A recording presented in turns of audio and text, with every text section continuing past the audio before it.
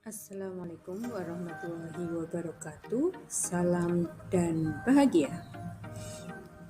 Kali ini saya diberi kesempatan untuk berandai-andai jika saya menjadi guru penggerak.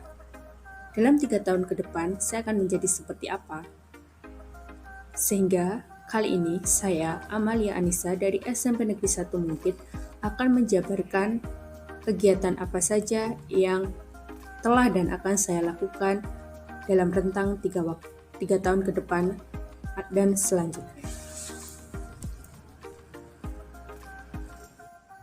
Seperti yang sudah kita pelajari bahwa guru penggerak memiliki nilai-nilai yaitu mandiri, reflektif, berpihak pada murid, inovatif, dan kolaboratif. Maka perlulah kita sebagai calon guru penggerak untuk memiliki nilai-nilai tersebut dan bahkan menebalkan atau meningkatkan kualitas dari nilai guru penggerak. Selain itu, juga disebutkan bahwa guru penggerak juga memiliki peran yang sangat penting dalam menggerakkan pendidikan di sekolahannya. Di antaranya adalah menjadi pemimpin pembelajaran, menjadi coach bagi guru lainnya, menggerakkan kolaborasi, mengantarkan anak sebagai pemimpin di kelas, dan juga menggerakkan komunitas di sekitarnya. Maka, perlulah kita merencanakan, membayangkan, dan melakukan apa yang akan kita lakukan sehingga nilai-nilai dan peran guru penggerak yang kita dambakan nantinya bisa terlaksana dengan baik. Untuk yang pertama, terkait dengan peran berpihak kepada murid, kita diharapkan mampu melaksanakan pembelajaran sesuai dengan kodrat zaman dan kodrat ala murid. Kita juga harus berupaya mengedepankan kepentingan murid dalam segala kegiatan pembelajaran. Sehingga saya rencana untuk melakukan dan juga sudah melakukan aktivitas-aktivitas rutin, di antaranya melakukan asesmen awal sebelum melaksanakan pembelajaran, membuat modul ajar berdasarkan hasil asesmen awal tersebut, kemudian mencoba merancang dan melaksanakan pembelajaran berdiferensiasi, bisa produk, bisa proses, ataupun bisa kontennya. Selanjutnya adalah mencoba melaksanakan pembelajaran kontekstual yang bermakna, di mana dalam pembelajaran matematika tentunya banyak hal-hal yang bersifat abstrak sehingga kita bisa mengenalkan konsepnya dengan pendekatan dari yang real terlebih dahulu dan bahkan kita bisa mengambil dari contoh kehidupan sehari-hari. Dan yang terakhir adalah membuat majalah dinding atau mading matematika dengan melibatkan murid. Tidak lupa ada aktivitas khusus yang saya canangkan. Yang pertama adalah mencoba mengintegrasikan pembelajaran matematika dengan mata pelajaran lainnya. Nah, tentunya karena ini perlu komunikasi dengan guru mapel tertentu sehingga tidak bisa jika setiap saat dilakukan kolaborasi ini. Akan saya coba mungkin 1 tahun 1 atau 2 kali kolaborasi dengan mata pelajaran yang lainnya terlebih dahulu. Yang kedua, saya juga akan berusaha untuk mencoba mengajak murid untuk merancang sendiri dan melaksanakan pembelajaran bersama dalam materi, tapi opsional bisa saja untuk materi-materi yang lainnya juga.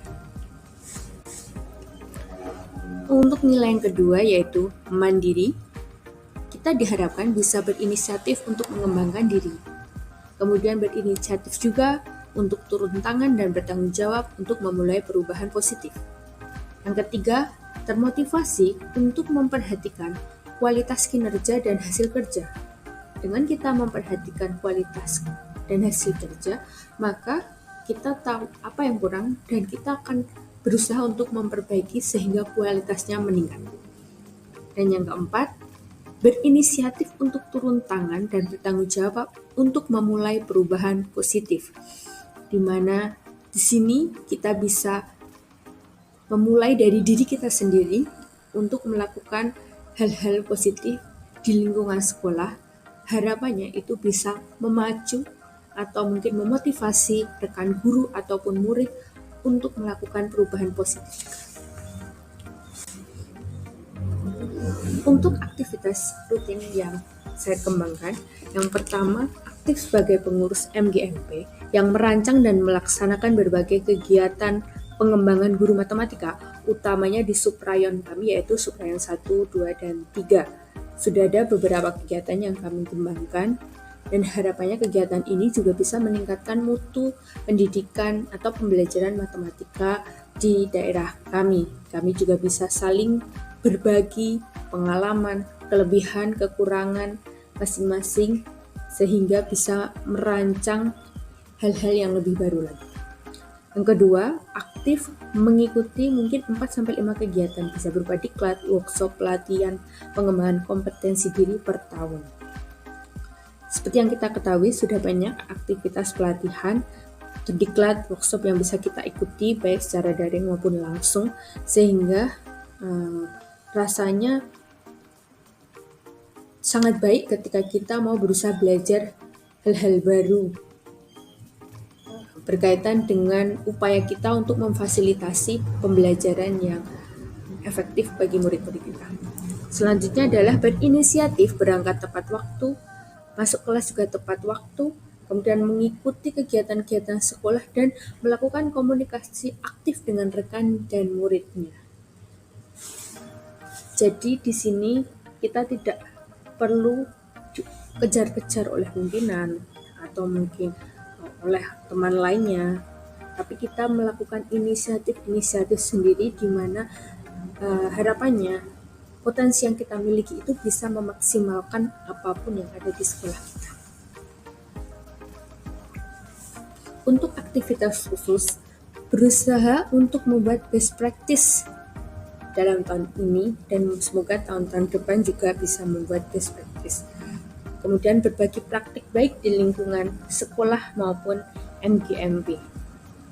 Jika ada hal-hal baik yang sudah saya lakukan, harapannya ke depan saya akan bisa mendapatkan kesempatan untuk berbagi hal-hal tersebut. Sehingga bisa menjadi salah satu referensi atau pandangan bagi teman-teman lainnya untuk melaksanakan hal tersebut di sekolahnya masing-masing. Selanjutnya, untuk yang ketiga adalah nilai reflektif. Diharapkan kita mampu memaknai pengalaman yang terjadi, baik itu kesan yang positif maupun negatif. Kemudian senantiasa melakukan refleksi diri maupun mendapatkan umpan balik dari orang lain. Yang ketiga, memiliki daya saing yang tinggi sehingga termotivasi secara mandiri untuk memperbaiki kualitas diri dan selalu membiasakan refleksi sebagai bagian dari proses perubahan.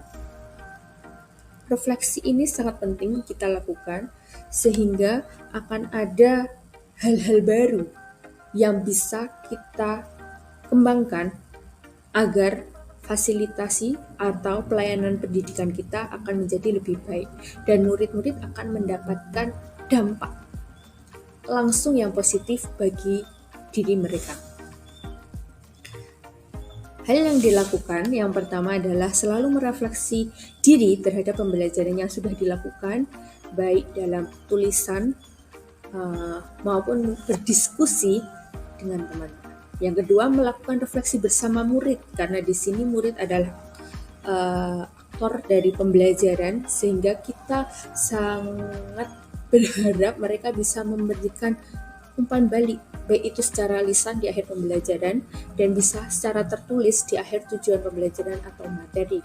Kita bisa menggunakan field form atau mungkin Padlet atau yang lainnya, jadi agar tidak bosan hanya dengan tulisan tangan, kita bisa menggunakan akses lain. Yang ketiga, melaksanakan lesson study dengan rekan MGMP sekolah sebagai upaya agar kita dan teman-teman satu mata pelajaran utamanya bisa saling belajar satu sama lain sehingga bisa menangkap hal yang positif, memberikan umpan balik agar menjadi lebih baik. Yang keempat, memanfaatkan hasil supervisi dan saran dari rekan sejawat tadi sebagai upaya perbaikan. Dan yang kelima, merancang rencana dan tindak lanjut dari refleksi yang dilakukan. Tentunya jangan hanya refleksi saja, namun kita juga harus merencanakan hal baru, membuat tindak lanjut sehingga ada hal yang berbeda yang kita tunjukkan dalam pembelajaran dengan anak-anak, sehingga mereka bisa merasakan ada perubahan pada diri kita sebagai upaya melayani mereka menjadi lebih baik. Untuk nilai yang keempat adalah nilai kolaboratif, di mana kita diharapkan bisa membangun rasa saling percaya dan menghargai, sehingga tumbuh rasa saling mengisi dan melengkapi. Kemudian juga mampu menganalisis dan mengelola kekuatan setiap warga sekolah, dan bisa berkomunikasi yang baik dan mampu menyesuaikan dengan orang lain. Kalau di sini artinya lingkungan sekolah, ya, rekan guru ataupun murid atau orang tua. Apa yang bisa kita lakukan? Yang pertama adalah selalu bekerja sama dengan kepala sekolah dan rekan guru dalam menyusun, melaksanakan, dan merefleksi program sekolah. Di sini kita bisa tahu teman-teman atau rekan kerja kita semuanya memiliki potensi dan semuanya bisa kita dorong untuk bisa memberikan ide-ide terbaik untuk kemajuan sekolah. Yang kedua, bekerja sama dan melibatkan wali murid dalam beberapa kegiatan pembelajaran murid. Misalkan mengajak mereka menjadi guru dalam kegiatan P5 atau mendampingi belajar anak-anak di rumah, melibatkan mereka sebagai narasumber pembelajaran, dan lain sebagainya. Yang ketiga, berkolaborasi dengan DLH, Dinas Sosial BNN, dan lainnya dalam kegiatan untuk pengembangan mutu murid, sehingga murid memiliki pengalaman pembelajaran yang bervariasi dan tidak bosan, karena hal-hal ini sangat berkaitan erat dengan kehidupan mereka dalam bermasyarakat. Dan dengan kerjasama yang positif dari sekolah dan dinas-dinas terkait, itu akan juga memberikan motivasi kepada murid yang ingin menggeluti bidang-bidang yang berkaitan dengan dinas tersebut. Untuk aktivitas khusus, saya juga berencana untuk mengadakan kerjasama dengan alumni-alumni sekolah kami dengan program alumni mengajar menjadi guru khusus dalam pembelajaran yang berkaitan dengan bidang tertentu. Misalkan belajar dari seorang dokter, belajar dari seorang akuntan, belajar dari teknisi, sehingga anak-anak juga bisa melihat positif dan negatif dari suatu pekerjaan atau suatu bidang, sehingga ketika mereka nantinya mengambil keputusan untuk memilih bidang-bidang yang ingin digeluti, mereka benar-benar bisa bersikap dengan bijaksana. Untuk yang kelima adalah nilai inovatif, di mana guru diharapkan mampu memunculkan gagasan yang tepat dan berdampak, kemudian bersikap adaptif dengan perubahan, gaya, dan pandangan yang luas dan variatif, dan pantang menyerah serta jeli melihat potensi di sekitar yang mendukung peningkatan kualitas pembelajaran murid. Hal ini memang sangat diperlukan di mana perubahan zaman yang terjadi di era kita waktu sebagai murid dengan era murid-murid sekarang itu sudah sangat berbeda. Maka kita perlu menyesuaikan hal-hal atau perubahan-perubahan itu sehingga pembelajaran yang kita munculkan itu relevan dengan kondisi murid sekarang. Sehingga ada upaya-upaya yang bisa kita lakukan, yaitu membuat bahan ajar yang interaktif dan menarik bagi murid, baik melalui offline maupun melalui website pendidikan, di mana murid memang sekarang sangat dekat dengan gadget atau smartphone, sehingga kita maksimalkan gadget tersebut untuk meningkatkan kualitas pembelajaran mereka. Yang kedua, mencoba untuk konsisten membuat video materi pembelajaran sebagai pendukung proses belajar. Karena memang ada tipe murid yang harus mendengarkan dulu dan melihat visualnya untuk memahami, tidak bisa hanya sekedar membaca. Maka kita bisa memunculkan alternatif pembelajaran lainnya. Yang ketiga, merancang pembelajaran sesuai dengan karakteristik murid. Ya, diperlukan suatu ide-ide bagaimana agar karakteristik murid ini muncul atau bisa terpoles dengan baik, sehingga ide-ide model strategi pembelajaran yang dimunculkan pun harus bisa bervariasi. Dan yang terakhir adalah melakukan assessment dan refleksi dengan bantuan teknologi. Seperti yang sudah saya sampaikan sebelumnya, bahwa memang saat ini assessment dan refleksi bisa kita laksanakan dengan bantuan aplikasi-aplikasi yang memudahkan kita dalam menganalisis dan menilai.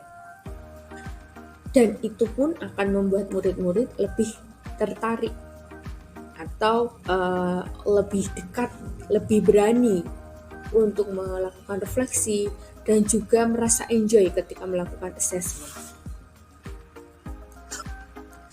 Untuk aktivitas khusus, ada suatu cita-cita yang ingin saya gapai, yaitu ingin membuat lab atau bengkel matematika di sekolah. Hal ini termotivasi atau terinspirasi dari pengalaman waktu menjadi mahasiswa, di mana ada bengkel matematika yang bisa memberikan atau menjadi tempat bagi kita mengembangkan kegiatan pembelajaran matematika yang bermakna dan kontekstual. Demikian hal-hal yang ingin saya lakukan atau hal-hal yang juga sudah saya lakukan dikaitkan dengan nilai-nilai dan juga peran guru penggerak. Semoga apa yang saya bayangkan ini harapannya bisa tercapai mungkin dalam 3 atau 5 tahun ke depan. Demikian penjelasan dari saya.